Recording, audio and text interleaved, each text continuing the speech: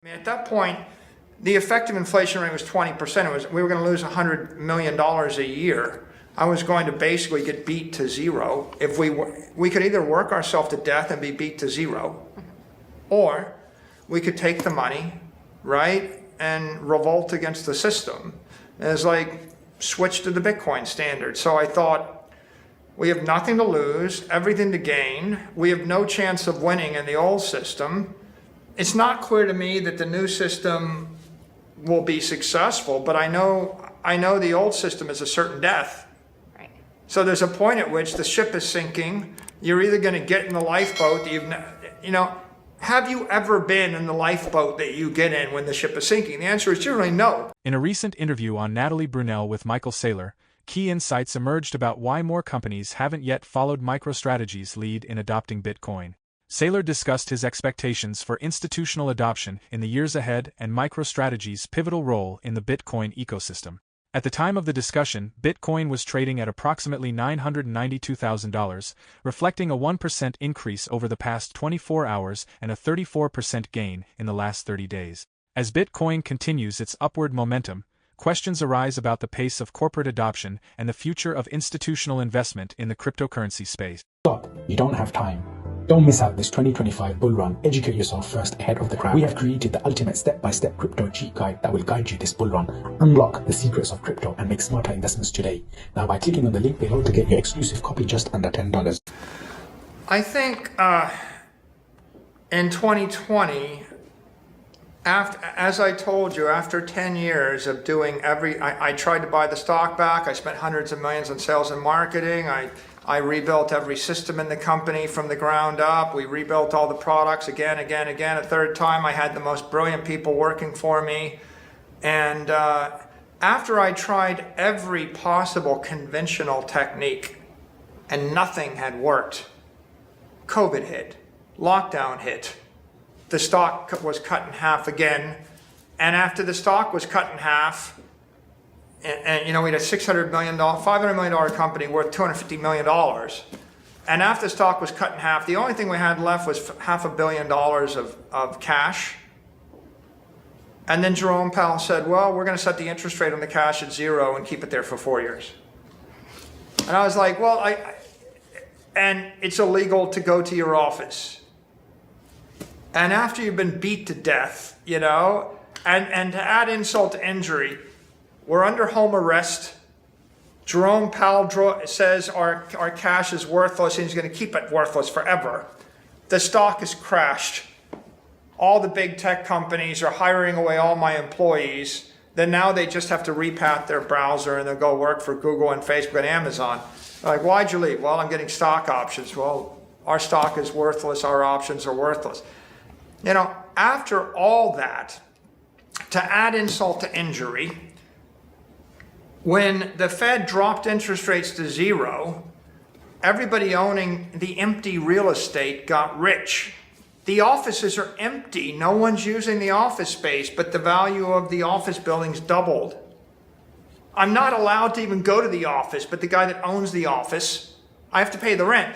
The guy that owns the office just had the value of his real estate double. And then all those companies on Wall Street, their stocks doubled. And I looked at the world and I said, there's just a major disconnect. There's Main Street.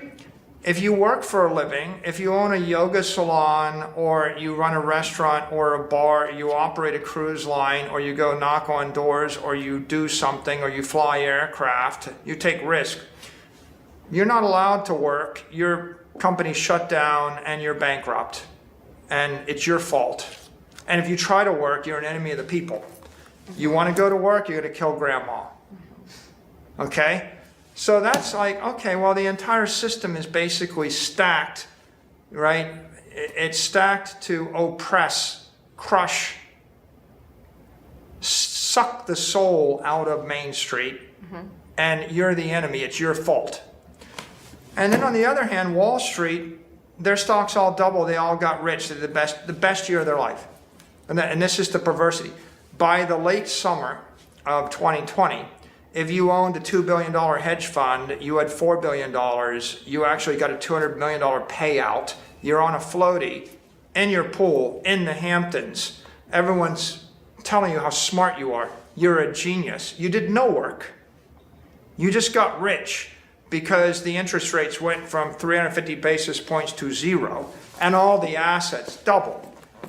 And so it was in that time I looked at it and I said, this is really effed up, right? This is really distorted. These are distorted. The good people are destroyed and the people doing nothing are enriched. And it kind of made me angry.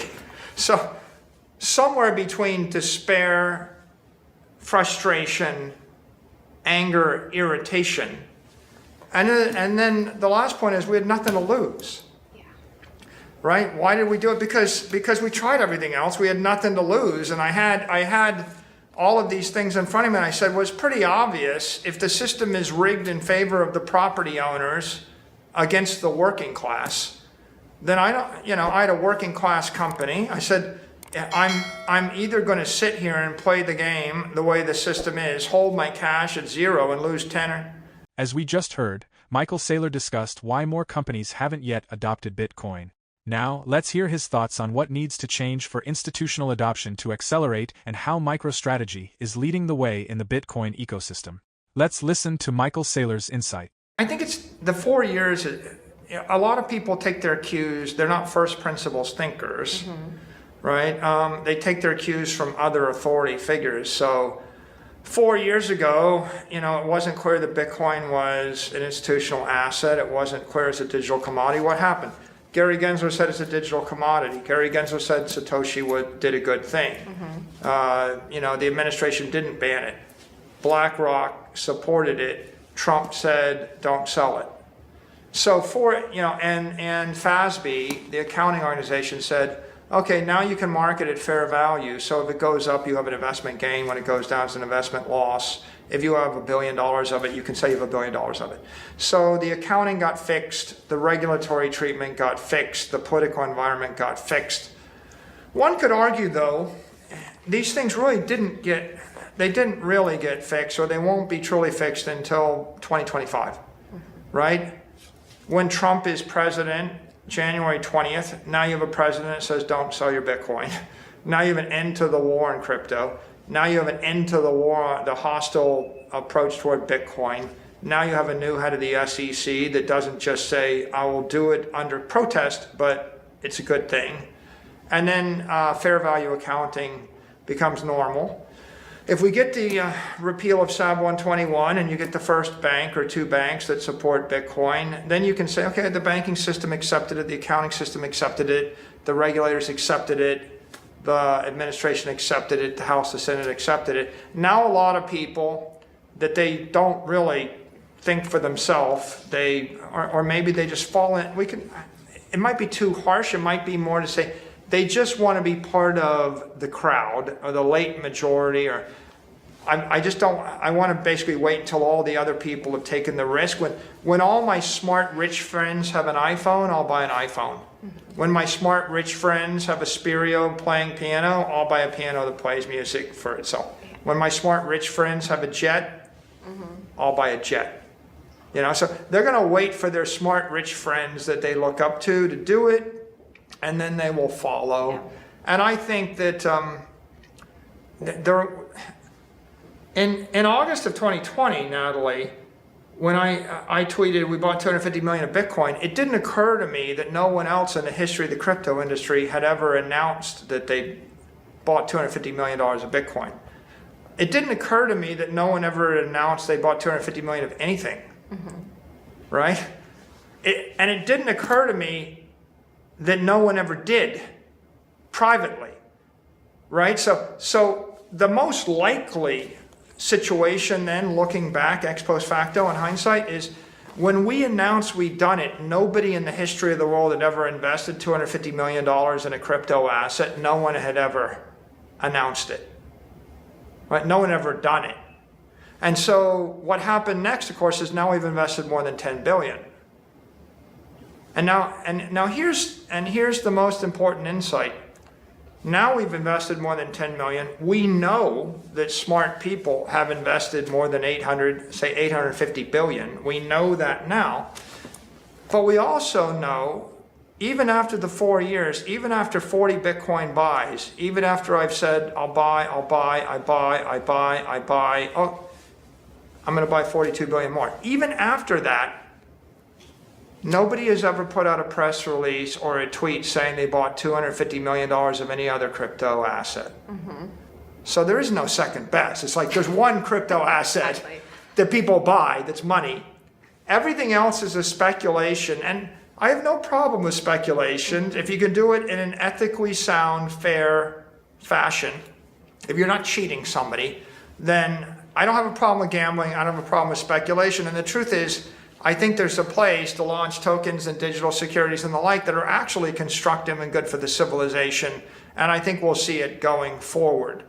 But what we know today is Bitcoin was something that was a solution in 2020. In 2025, 2025 is year one of institutional adoption. And the long-winded answer to the question, why hasn't someone else done it, is institutions want all of the risk to be taken out of the equation. And that's what we've been doing for the past 4 years. And I think that with the Trump administration and a favorable set of regulators, we will sometime by the end of 2025 have given people, the planks that they need for massive institutional. Michael Saylor offered insightful perspectives on the challenges and opportunities surrounding corporate Bitcoin adoption, his expectations for institutional investment, and MicroStrategy's innovative strategies. He highlighted the factors holding companies back from embracing Bitcoin and shared his views on how institutional adoption could significantly impact Bitcoin's future. We'd love to hear your thoughts on what's preventing companies from adopting Bitcoin and how you think institutional adoption will influence the cryptocurrency's trajectory. For more Daily Dose Crypto News, check out these 2 awesome videos on your screen. Click now and we will see you on the next video.